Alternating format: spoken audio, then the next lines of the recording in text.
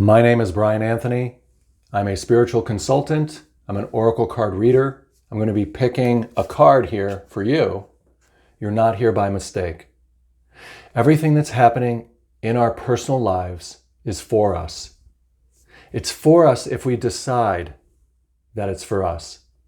Only you can make that decision to open your mind and say, you know what? This world is for me. This reading is for me. This card is for me.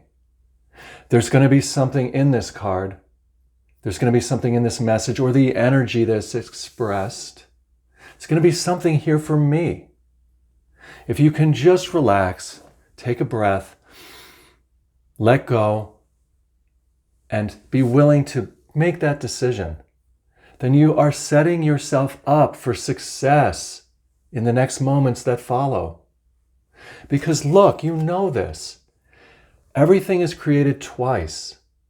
First up here in heaven, or our imaginary space, our consciousness, innermost self, in that place where nothing is impossible, where we can formulate ideas beyond logic and reason. Look around, that's how everything was formed. People imagined what it would be like to solve computational problems, and the computer was born.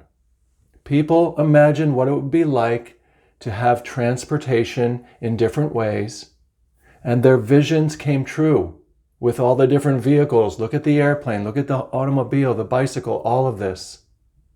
Everything is created twice, first by the decision to imagine and buy into it up here.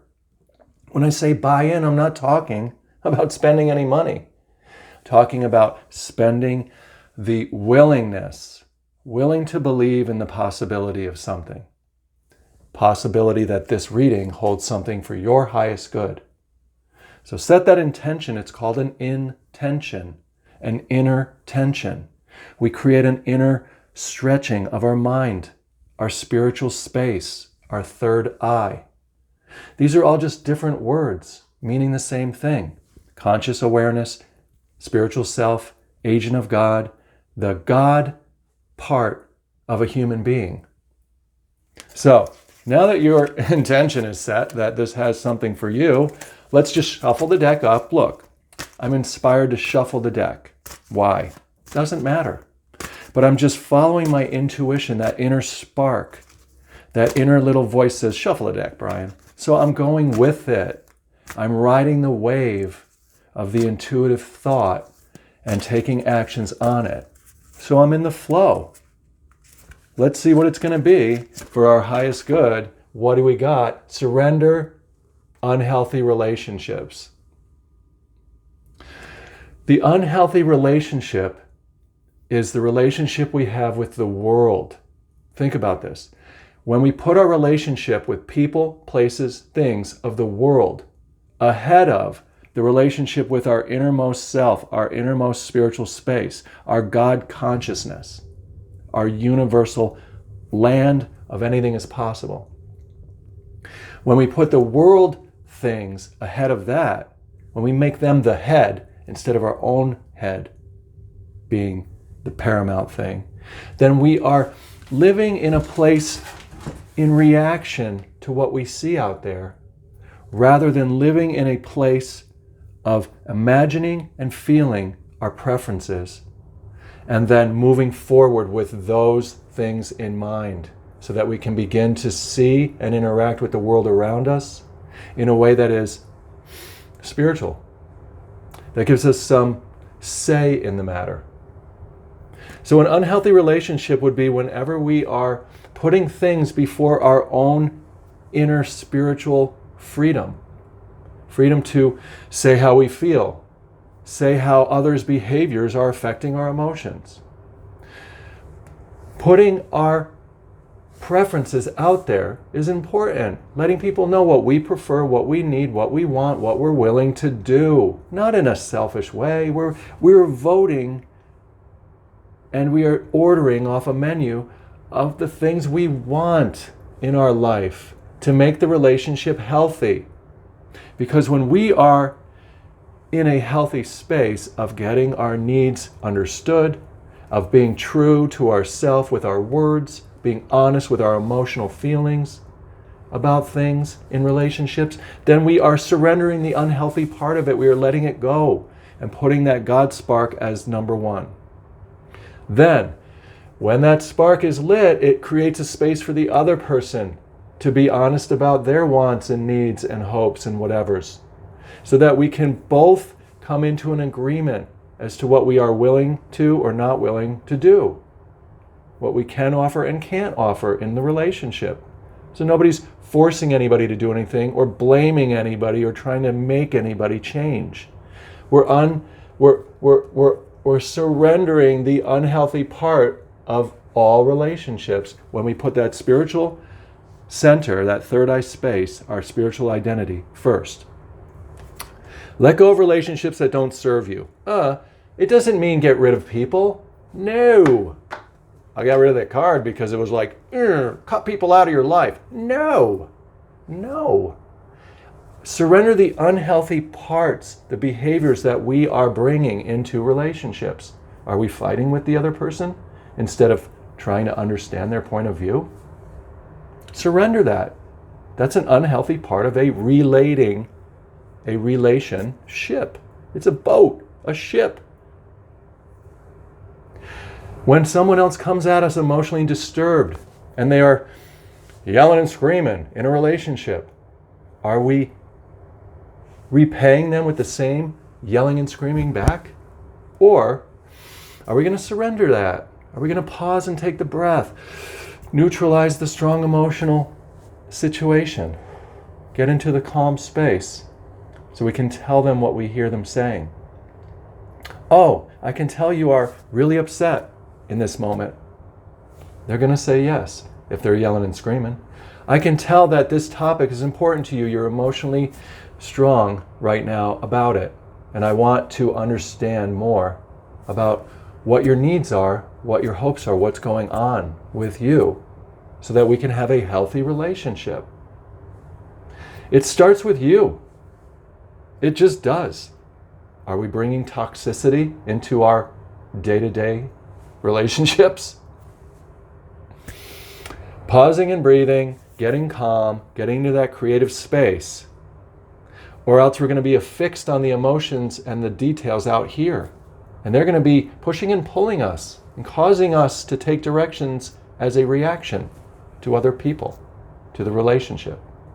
So, surrender unhealthy relationships. And really that means surrender anything that you can honestly sense would be unhealthy behavior on your part. On your part. As you change, the world around you will change.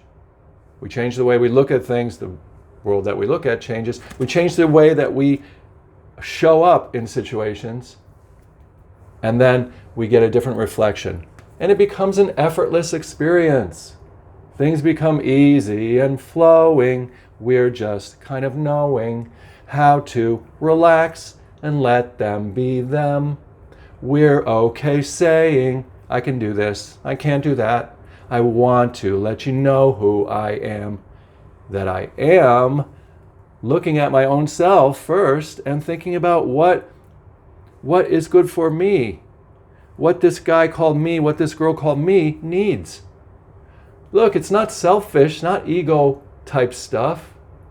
This is us as a spiritual being looking at our personal self as another human being too. Look at ourself like we see other people out there and treat ourselves with the same amount of respect and love. Treat ourselves in a way that says, hey, Brian, you deserve good things too. You deserve your needs and emotions to be understood as well, not just other people's. You can do that when you wake up spiritually if you have a firm grasp on your identity as a spiritual being. Then it becomes effortless. Then you offer inspired flow of event, of life, of expression, of information through you. You can work with me on this. If you think you're not spiritually awake yet, contact me. You can find that through my website, through my posts, through Facebook stuff. Look for me. We can schedule a session and do some spiritual work so that you can really recognize your identity as a spirit and get out of yourself, so that you can be up here and imagine and feel the things you really honestly sense are worthwhile to give to yourself and to others. Then you're going to have the type of relationships that are really phenomenal. The world will change right around you. Let's take another card. Surrender your need to always be right. Oh, look at that.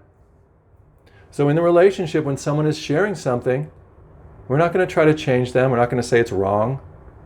We're going to listen to them and be like, wow, that's a different perspective. Remember, people are just sharing from different points of view on the light. Here's a light in the middle. We are at different facets on the diamond. Think of a diamond. Think of the facets around it. You're on one facet on an issue. Someone else is on a different facet on the same issue. We're both looking inside the diamond at the light and the sparkle. For each one of us, it's sparkly. It doesn't mean anyone else's facet or view of that diamond light is wrong. And we're going to surrender that. Instead, we're going to be like, wow, you're looking through a facet that I don't see yet. Let me look at that. I want to see what that looks like, right? Surrender your need to always be right. So if you just tell them what you hear them saying, you just try to think about like what they're telling you and feed it back, mirror it back to check for understanding, then you will learn about them in a way that is deep and that is valuable, valuing their points of view. Give others the gift of letting them be right. That just means not right and wrong. Give others the gift of letting them be valued for their unique contribution to relationships. Everyone is like a snowflake, no two exactly alike. They're always expressing unique, one-of-a-kind things that we don't have. So give them the gift of valuing what is coming out of them. If we yield and we're not rigid and we're not reacting and trying to convince or pay back or any of that, and we're not trying to change them or force them in any way, then it resolves conflicts and improves our relationships. Surrender the unhealthy parts of the relationship. We saw that in the first card, and now we are at this point of effortlessness in sharing in the light of our points of view.